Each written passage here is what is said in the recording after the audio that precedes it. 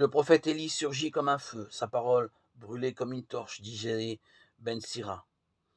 On pourrait en dire autant de saint Paul. Une fois remis de sa foudroyante conversion sur le chemin de Damas, il a entamé une longue carrière missionnaire.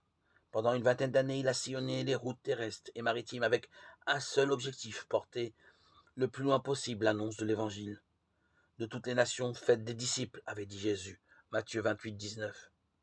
L'énumération de toutes celles qui étaient représentées à Jérusalem lors de la Pentecôte donne une idée de l'ampleur de la tâche à accomplir.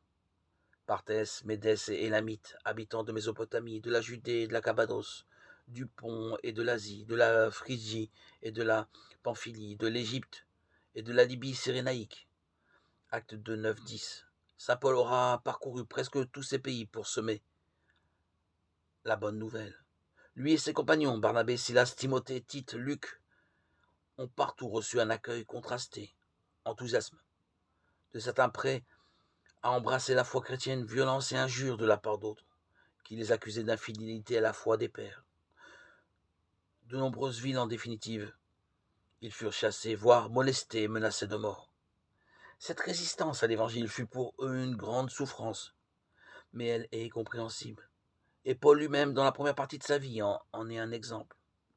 À Jérusalem, ne l'oublions pas, la très grande majorité de ceux qui ont condamné Jésus de Nazareth étaient de bonne foi, tout comme Paul lui-même, lorsqu'il persécutait les disciples de celui qu'il considérait comme un menteur.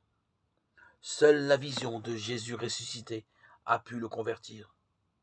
Et désormais, c'est du ressuscité qu'il a témoigné sur toutes les routes de l'Empire.